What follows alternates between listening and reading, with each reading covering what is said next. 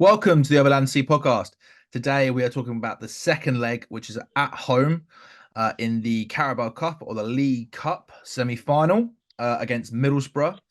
Um, Andrew, before we go into what we need to see and what we need to do, because we are 1-0 down and the performance wasn't great in the first leg, I'll quickly run through the injuries because I feel like this today could be quite a short episode just because we've already covered a post-game analysis and therefore it's obviously the second game. Um, so the injuries are we've got 9 in total. Chalabar, Gusto, who I didn't realize was injured actually. So I think he must have got injured during the break. Cucurella, Fofana, James, Lavia, Nkuku, Sanchez, and Ugochukwu. Big list. Um, Quite concerning. We don't have an out and out right back again. From what I understand, both will not be able to feature. These 9 will not be featuring in tomorrow's game. Um, Talk to me about the game that we've got tomorrow, what we need to do, and how you can see it going, as we all know how much you love the League Cup. So yeah, talk to me about it. So, in terms of what we need to do, I think the only thing that we really need to do is score two more goals than Middlesbrough managed to score on the night. Um, Outside of that, I'm not bothered. I don't really want to go into extra time if that's an option. I assume it is. Don't really want to see penalties. I just want us to score two goals and not concede one, or score three and concede one, or less than one. Is there extra time though? I don't know. Sure, I think it I must think just go there straight into is. penalties. It must go straight into penalties. Yeah, but to have two legs and then go to penalties, straight to penalties in the semi final, doesn't make a hell of a lot of sense to me. Um, Yeah, fair. yeah, it should just be a semi final at Wembley. I don't know why they nonce about with it like this, but it is what it is. Um, and to get those goals, we're going to need a lot of creativity from Cole Palmer. Apparently, Enzo has been nursing a hernia for a while. Well, that was the injury that he had and that he came back from. Because remember, he had a last spell out. That was a hernia, and we thought he'd been doing a lot better since the break. But unless it's flared up again, I've not heard that. He's not on the injury list. And looking at the press conference with Potts regarding tomorrow's game and the injury news from the club website, he's okay to play. Yeah, well, if you let me finish my point, that's the reason that Caesar Casadei has apparently come back from his loan move. So he's technically available. No, he's not. Is he not? Oh, is he cup tied He's in the cup Carabao tied Cup? to both cups. So yeah, he can't play, which I was gutted about when I heard. But I'm really excited and really happy that he's back because he was a player that I didn't actually want to go out on loan. I mean, he's done 25 appearances for Leicester, scored 3 goals. He's probably had the best loan that any of the other players have actually had. He's been given a lot of opportunity. He's performed really, really well. So I'm actually really happy to have him back at the club, and hopefully we can utilize him in the Premier League. But he will not be featuring tomorrow. Yes. But yes, I'm hoping that Enzo is somewhat fully fit to have some creativity because apparently he's struggling with a hernia still. I think we're going to need a fair amount of. I'm assuming Middlesbrough will sit back and counter attack. I think they did a lot of that in the first leg at home, and I think they'll do even more of it away from home. They definitely did it after they scored. I don't think they were doing it as much before then, but yeah, you're right. They were done their homework and realized that they just need to sit back and make us really work for it because we actually just create problems for ourselves when teams sit back. Yeah, which makes me think he might just go 4 centre backs and try and get some height in the team for set pieces and things. Especially with the injuries that we've got.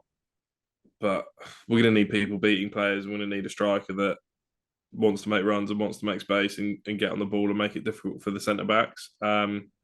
Just on that, I think the four centre backs isn't actually a bad shout, as we've already said. You know, um, we don't have a right back that's fit. Chilwell has only just come back and made one appearance in a second half, as has Chukwuemeka. So I think you're right. I think we might have to do the four centre backs anyway, unless they feel that Chilwell's fit and ready to start. But you again having the four centre backs for the set plays is not a bad shout considering they do have a very high back, tall back line. Yeah. Anything else that you want to add? You already mentioned creativity. You've talked about a striker. Before we go into starting 11, you got any inkling on who that striker could be, or do you just want to go straight into the starting 11 and discuss everything that way? There's only really one player it can be on the basis that Nkunku's injured, Jackson's off at AFCON. Mm-hmm. Kind of only really leaves Broja unless he wants to risk Not playing a striker or playing Washington. Washington. That's the one. Um, so yeah, I think it basically is Broja. Yeah, let's do a starting 11. Andrew, your starting 11 for the home fixture, second leg, Middlesbrough League Cup semi final. Petrovic in goal.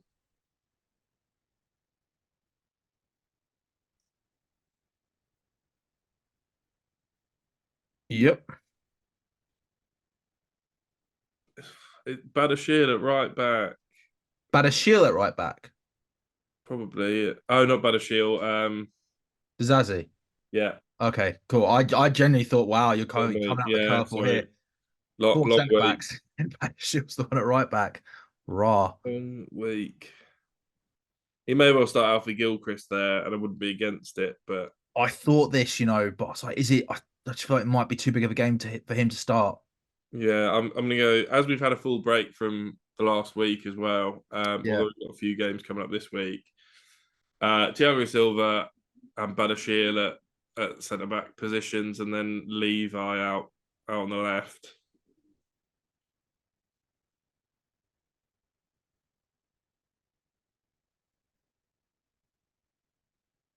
Midfield's going to be Caicedo, Gallagher, and Enzo. In that order. Not necessarily. I always have Gallagher slightly further forward, but personal preference, really. And then front three, I think I'm actually going to go with Noni, Sterling, and Broja. I could see him using not playing Broja and playing Mudryk and putting Noni through the middle, but I think that's the team that I would start with. I think having a recognised striker on that might be able to hold up the ball and win a header in the box, not from set pieces, is helpful. Otherwise, we end up playing hopeful crosses to the back post for Sterling, which isn't a tactic that seems to be working for us, and I'm not surprised it doesn't. Say that again. Sorry, Sterling on the back post, not working for us. Well, I'm saying that we need a striker that's tall in there to win a header, because otherwise we cross the ball into Sterling at the back post, which is a tactic that doesn't seem to be working, and I'm not surprised it doesn't. No, it doesn't work. But also, I don't think Sterling's position and positional play, or the positioning, I should say, is actually any good at the moment at the back post. He's always behind the defender, and if you've got a big defender in front of you, it's not going to work The really. bloke is not going to win a header and score No, it. It's not going to happen. no, but also we need the decent ball in to Broja, and so it doesn't actually go to the back post to True. Sterling because I can't work out sometimes whether it's supposed to be a long ball over the top to Sterling or whether it's just a poor ball and it misses Broja. Yeah. Um, Well, that is the downside of playing four centre backs, but I don't think we've got another option really. So we be where we be. can I just can I just point out that you're not playing Cole Palmer and you said Cole Palmer needs to be creative. It's a really great point.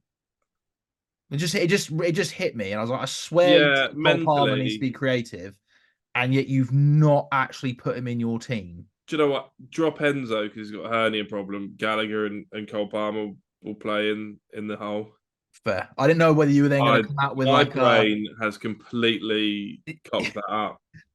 No, I thought you might even come out with what I would normally do and go like, tactical sub second half or something. But No, I don't really think Cole genuinely, Palmer should be a tactical sub at that point. just my brain has decided to disappear on me tonight. Um, Fair. but it's a good spot. Yeah. Any changes you'd make? Well, we've already discussed the back four. Um, I'd like to see Chilwell play, but I think it's probably more than likely he'll come on at some point, and as well as Gilchrist, especially if we are in the lead. I could see us going to a back five and Gilchrist coming on. Uh, um, I wouldn't start him, unfortunately. I agree with Caicedo and Gallagher. There's a part of me that wants to start Chukwuemeka, but again, he's just come back from injury, and I don't think. I think he might come on. He's probably more likely to come on in the midfield. Where would you start him?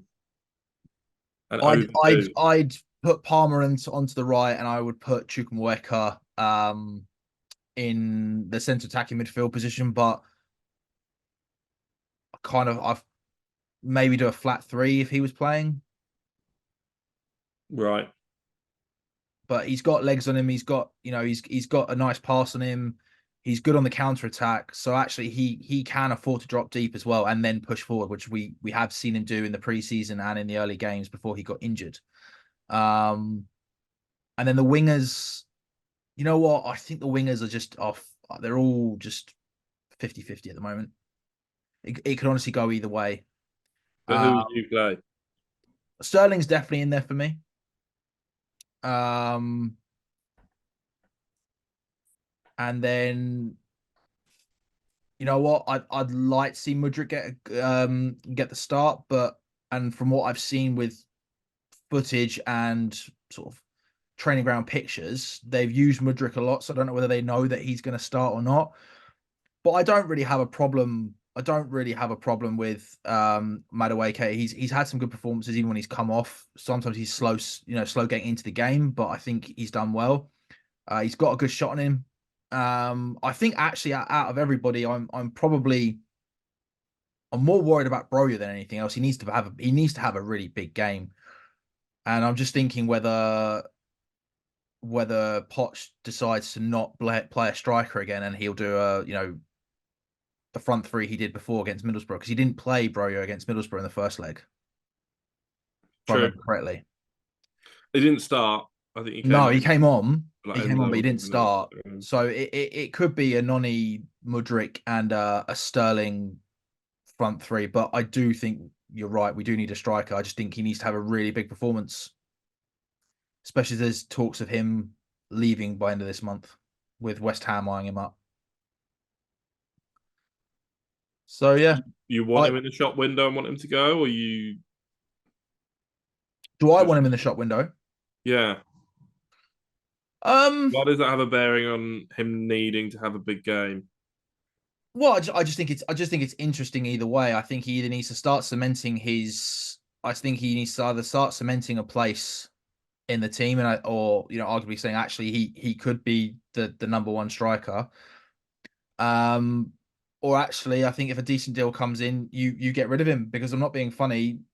He's not really scoring. So is it really a big loss if we lose him? The money we make from him goes to financial fair play. Um, I'd rather he went than Conor Gallagher, put it that way. Um, and as well as from the reports I've seen, they've the management team have been, or the owners have been, sort of really pressing the numbers that Broja has got and his stats apparently to try and entice people to come and get him. So I think the club do actually want to get rid of him. I don't think he's done enough for me to cement a place in the squad. However, with the injuries that we've got and Jackson being away, do we want to get rid of him now? Knowing our luck, he could go. We'll get what 30 to 40 mil from him probably, and Jackson could come back injured, or Jackson could come back and still not be firing. So, and then Cuckoo could still be injured. I think either way,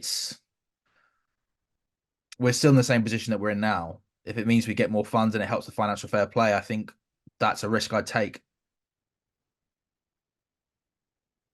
Have you seen enough from him? Have you seen enough from him? Enough from him? I know he scored in the last game, but have you seen enough from him like this season to sort of warrant him staying or to give him a bit more time? I mean, Poch has stuck up for him and said he's had a lengthy injury, a big injury. It does take it could take a season for him to sort of get back to playing well. Yeah, I mean, I think I agree with Pop. I think you see fits and starts of there being a player there, but consistently, it's not consistent enough, No, which makes sense for a player that hasn't had a lot of minutes in the Premier League in total, and definitely not in the last year and a half. Um, I think he's got a fair amount to his game that could be improved on, but he needs minutes to do that. And I think at the minute he's behind Jackson. When Nkunku's back, I think he's behind Nkunku. At the minute, I wouldn't get rid of him in January on the basis unless we're going to buy a striker, because I just don't think we've got enough bodies in there unless they are really keen on Washington and think he's unbelievable and he needs to stop playing. But if that was the case, then Washington would be starting games now. yeah, Um, so I do think they must think that Broja is a better option than Washington at the minute. And if we are going to make any kind of a somewhat push towards European places, then we need a fit striker that can get goals. I don't think his goals to minutes ratio is that terrible this season. well, Um, Broyers yeah, not looked into it, to be I think honest. he's had. I don't think he's started a lot of games. I think he's come on late or he's done whatever. So I don't think. I think his goals to games probably doesn't look great, but actually, when you look at the minutes, Yeah, that's a it's fair shout. not anywhere near as bad. Yeah, I think it'd be one thing if Jackson was absolutely setting the world alight, but when there's still doubts about Jackson as well in terms of who should be our But he number one does, striker, it's very difficult to get rid of Broja when I don't think there's been a hell of a lot of difference between the two. and that leads me on to the question that I wanted to ask, which is it does look like Jackson is ahead of Broja. Do you think that that is correct? Do you think that's the right way of doing it, or do you actually just think that's the player that they've chosen and there really isn't much in it? I think it's difficult on the basis that Broja didn't have a full preseason. True. He's sort of late coming back, and then it's more difficult to win that place. And because he had such a long injury, it's difficult to actually get that match fitness back. Um, so I think there's a fair bit of that in it that Jackson, in theory, is slightly more match fit. Um, I think personally, there's certain games where I'd play Broja because he tries a lot harder, and there's certain games where I think Jackson's interplay helps us. Mm-hmm. I think Jackson actually looked better on the wing when he played on the wing against Luton than he has up through the centre. Valid. Um, I do think both of them really would want a striker next to them or someone next to them that's a lot closer to them, and that's something that I don't think is their fault. We just don't have that style of player without Nkunku playing sort of in behind. And he's been injured for most of the season. So they have looked pretty isolated and had to almost make things themselves at times um, because they're constantly defended. So I think it's very difficult for a player at Chelsea to excel that's not an unbelievable world class striker. And I think that's been the case for a number of years, and for as long as I can remember, and arguably since the days of Jimmy Floyd Hasselbank and Ardiger Johnson, where we played two. I think strikers have struggled, Yep. unless they have been absolutely phenomenal. And I think Costa at the peak of his powers, Drogba at the peak of his powers, fit that bill and they worked. Outside of that, Torres struggled, Morata struggled, Yeah, I mean, Higuain I always struggled. say I always say, Falcao struggled. There's not really anyone that's not renowned as a great striker in either that period of time or overall that has come and done well. And even players that have been renowned as great strikers elsewhere have come and really struggled. So yeah. it's difficult because I think it's a difficult position to play. And I think we're being heavily linked with Ivan Toney for good reason because he's potentially a striker that is closer to that level and has more to his game to be able to bring players into play and give players the confidence to get close to him in terms of holding it up and being able to play that pass. But until we've got that, it's a bit of a toss up between Jackson and Broja. I think they've both got limits, little limitations and weaknesses that mean the other one's better in certain circumstances. No, I agree. I think they are two different players. I mean, on the striker position as well, I completely agree with what you're saying with the strikers that have come in, bar Didier Drogba and Costa. Although I will say, I actually think Torres wasn't actually playing well for Liverpool when we bought him as well. He didn't have a good summer tournament, if I remember as well, at the World Cup or the European Championships, whatever it was.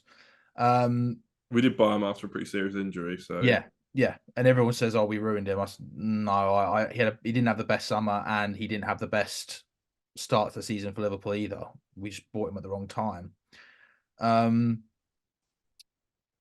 We are still looking at that Sporting Lisbon striker. I can't remember his name off the top of my head.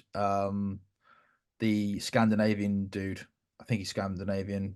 The don't one want who him. used to But play for yeah, Coventry. 85 mil. Apparently, Harry Redknapp's put his seal of approval on him. Like, yeah, he likes to score goals. He can score goals. But can he score goals in the Premier League? And 85 mil for, again, someone who's relatively unknown, young guy. It just feels like we're making another mistake. I don't think there's been too many players that have gone to Portugal for 6 months and done really well in Portugal for 6 months that have then excelled elsewhere. I think Bruno did it for a long period of time. Yeah, he was there for a João few years.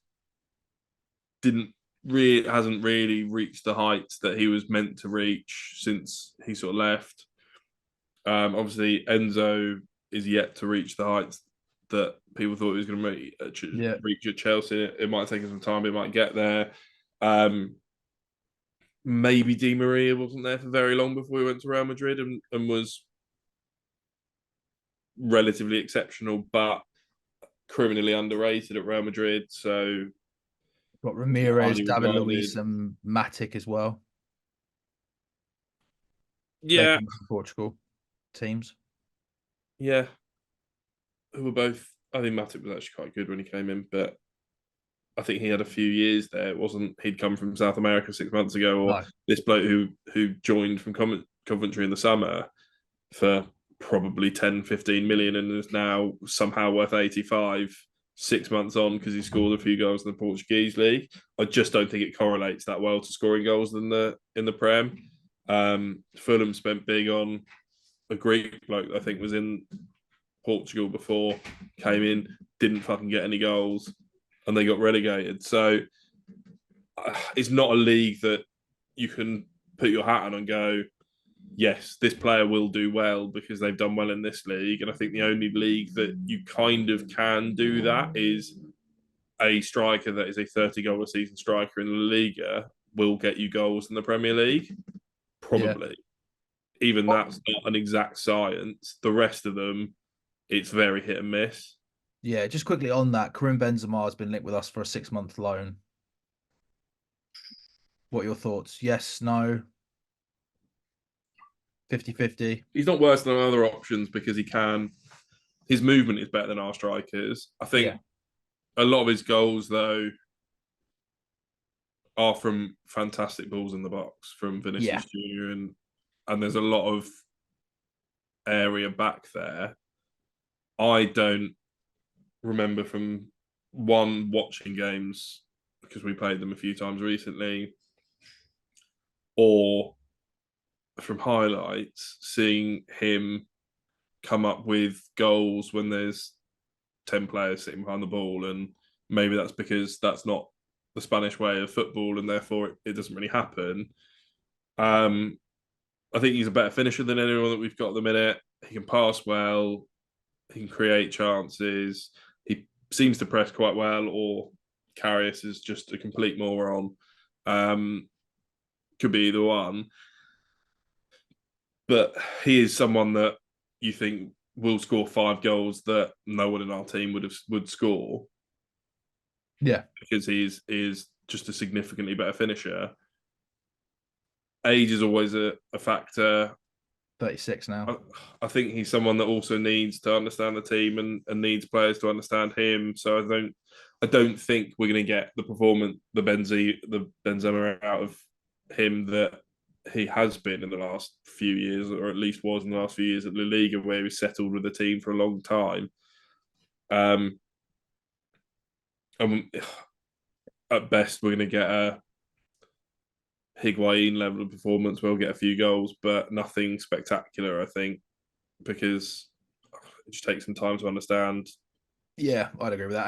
And I think the biggest thing you said there for me is the quality of ball into the box. You know, he actually helped in his last couple of years at Real Madrid. He actually helped build the play up, and then did sort of a late run into the box. Let's face it, he doesn't run that much anymore because of his age. But there was always good quality ball from Rodrigo or Vinicius Junior or Isco. I And they mean, knew what areas to put the ball into, and yeah, there and wasn't really anyone there other yeah, than him. So yeah. we don't have that. That fair shout. So other than creativity and goals, anything else that you want to add for this episode of the Overland Sea podcast?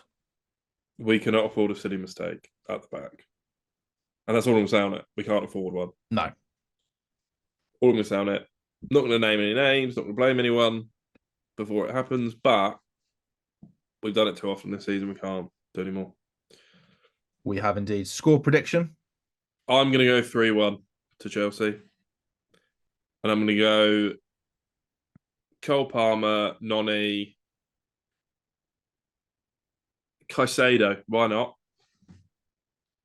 Long range screamer for the winner. 94th minute winner, Caicedo with an absolute belter. Not a chance. I kind of want to say 2-1 and go to penalties, but I'm going to be positive and say 2-0. Who's scoring for you? I'm